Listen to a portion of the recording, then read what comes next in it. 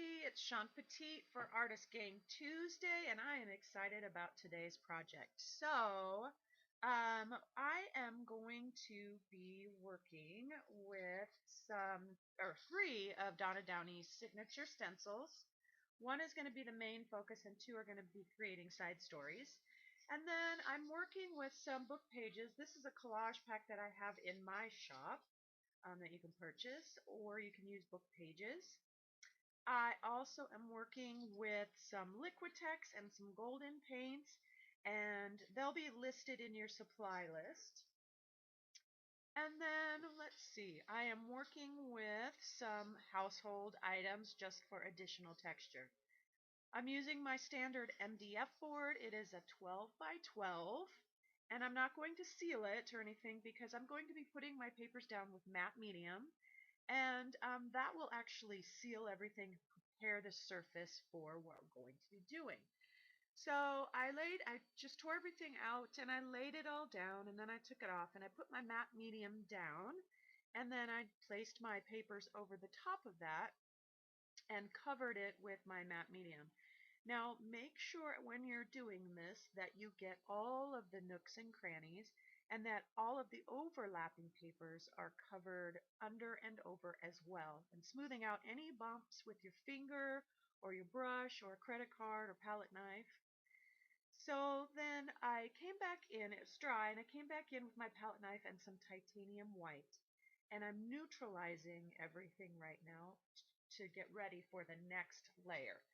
In the middle is going to be my focal point, which is the one live stencil, and so I wanted to make the middle part of this piece lighter so that that stencil would pop. So I'm just rubbing some titanium white on there to make sure that it's going to make that stencil stand out.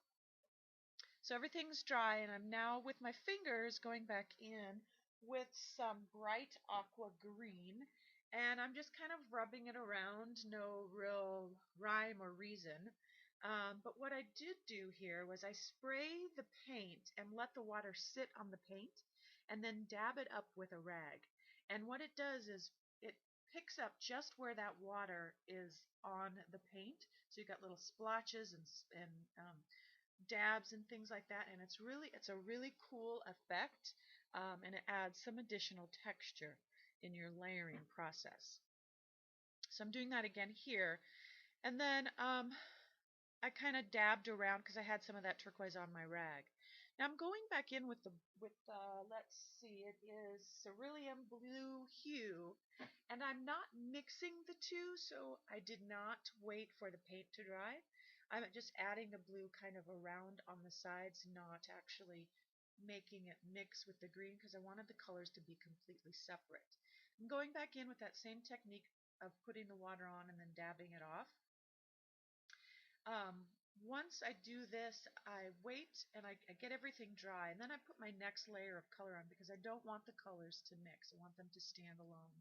So I put some deep violet on a torn piece of cardboard, and I love the lines and the great texture that that cardboard provides.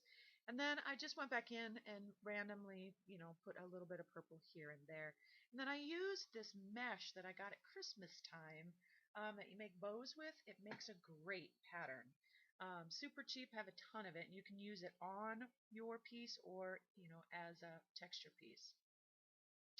Going back in here with some Alzerian crimson hue and some quinacridone magenta, letting each layer dry. Then I take my Alzerian crimson hue and my quinacridone magenta again and go through this Donna Downey Signature stencil, and using the two different colors really adds a lot of character to your stenciling. It doesn't look so flat. So as I'm putting the stencil back on to see if I've got it centered right, I realized that I needed to add some white there so that that stencil again in the middle will pop. And so add a little bit more white around the edges as well to give it some grunge. Adding some more white there so that that last word, intentions, really stands out. Using my black I went in, and of course my sponge was too saturated and it went all over the place. So I took it off and I started over and I did it right. Light is always better. You can always darken it up. Yep, yep. So I went through this stencil and it's so beautiful. Came out so clean and crisp. I just love it. I let that dry and then I went back in. Well, oh, and then I took uh, another of Donna Downey's stencils, which I love this stencil because the numbers are so random and the size is perfect for just about every application. One of the numbers was too close and was kind of competing with the saying there in the middle, so I took it off and then just went back in randomly. Uneven numbers like 5, 6, 5, or 7 or something like that. Then went in with my charcoal pencil and just really highlighted that live with every day with intention. It just kind of makes it pop, gives it some depth, and kind of defines the lines a little bit. And it was kind of random. I didn't do every single letter all the way around. I just kind of did parts of it and then smudged it with my finger, and that was enough to give it the depth that I was looking for.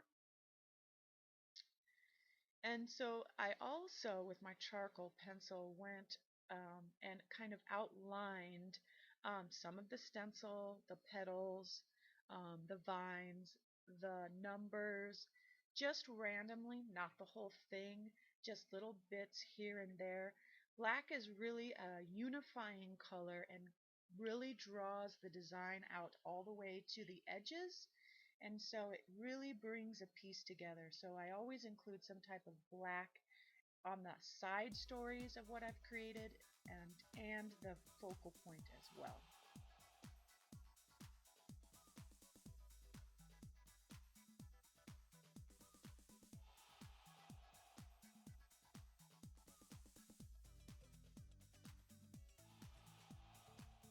It needed a little bit more pop, a little bit more depth. So I got out my pan pastels, which I love using to shade because I don't want an all over color. I just want a little bit of grunge here and there and to kind of further add some shading. So I used the brown, and I don't know the name of that brown off the top of my head. And then I used the black as well, going around some more of the phrase and the live and around the edges and around some of the petals, just kind of randomly here and there, adding just a tiny bit more shading.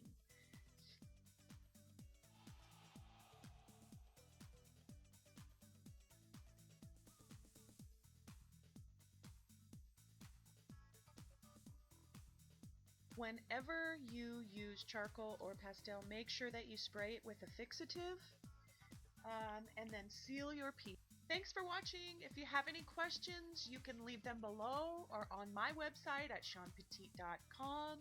Make sure you check out our Artist Gang Facebook page and subscribe to our YouTube channel. Until next time, hugs and love.